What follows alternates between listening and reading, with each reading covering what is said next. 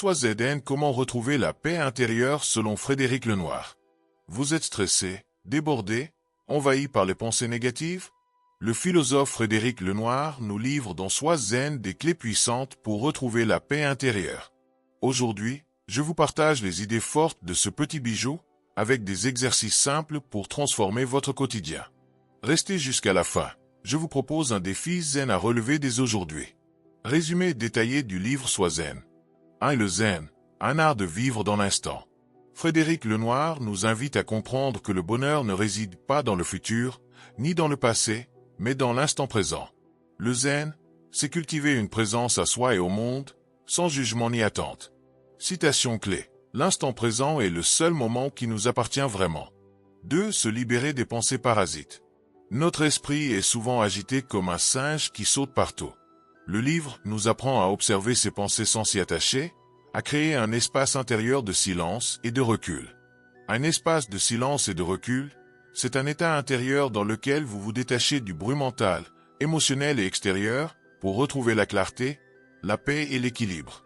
C'est un moment où vous ne réagissez pas tout de suite, mais où vous observez ce qui se passe en vous ou autour de vous, sans jugement, sans agitation. Sur le plan mental, et c'est faire une pause dans le flot des pensées. Et c'est observer au lieu de réagir impulsivement. Et c'est prendre du recul avant de parler, décider ou agir. Sur le plan émotionnel, et c'est reconnaître une émotion, colère, tristesse, peur, mais sans se laisser submerger. Et c'est accueillir ce qu'on ressent dans un espace calme, sans fuir, ni exploser. Pourquoi c'est important? Pour éviter les réactions automatiques ou violentes. Pour revenir à soi dans les moments de stress. Pour écouter profondément, soi-même ou les autres. Pour trouver des réponses plus justes dans les situations complexes. Exemple concret. Quelqu'un vous critique. Au lieu de réagir immédiatement, vous inspirez profondément, vous observez ce que vous ressentez, vous créez un espace intérieur. Vous ne niez pas la douleur, mais vous ne laissez pas cette douleur vous contrôler. Un espace de silence et de recul, c'est votre sanctuaire intérieur. Là où vous retrouvez votre paix, votre lucidité et votre liberté intérieure. Objectif, sortir du pilotage automatique pour devenir plus conscient. 3. Le souffle comme ancrage. La respiration est le point d'ancrage principal dans la pratique du zen. En respirant en conscience, on calme le mental et on se relie au corps.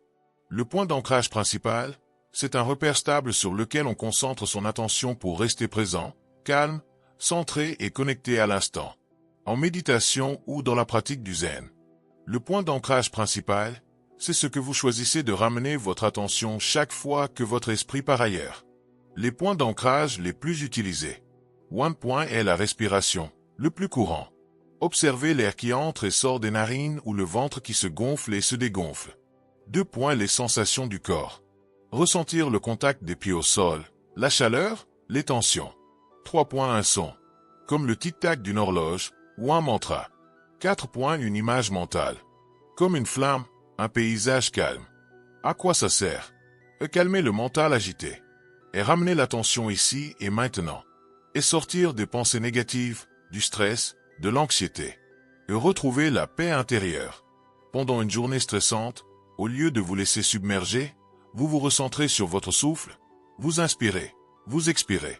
Cela devient votre ancrage pour revenir à vous. Respirer, c'est vivre en conscience. 4. L'acceptation, clé de la paix intérieure.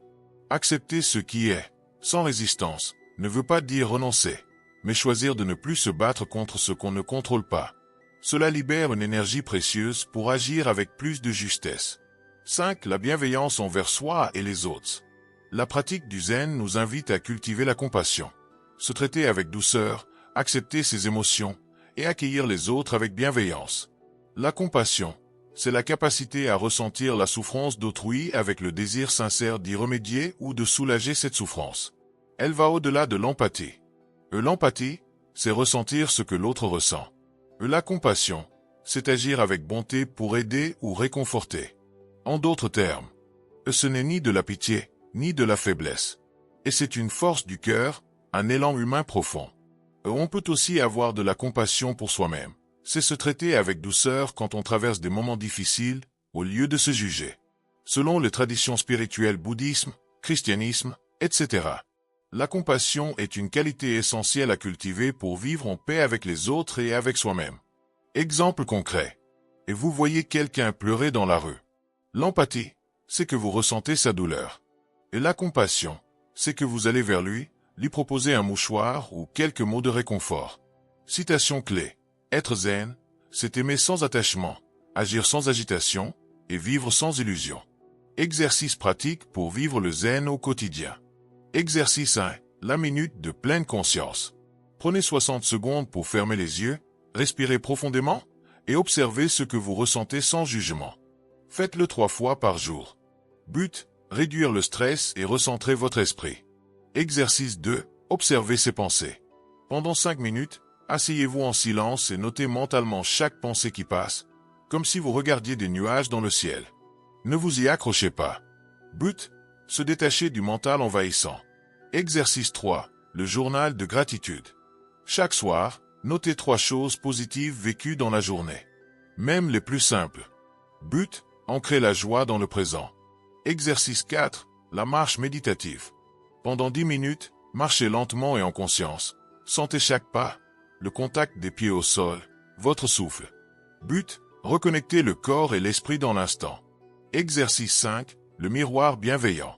Chaque matin, regardez-vous dans un miroir, souriez et dites « Je m'accepte tel que je suis. Je fais de mon mieux.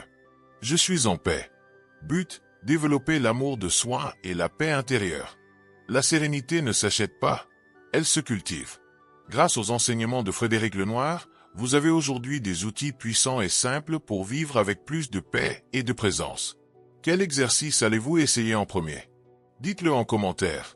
Maintenant que vous avez découvert ces exercices puissants pour devenir plus zen, ne vous arrêtez pas là. La connaissance ne transforme rien si elle ne devient pas action.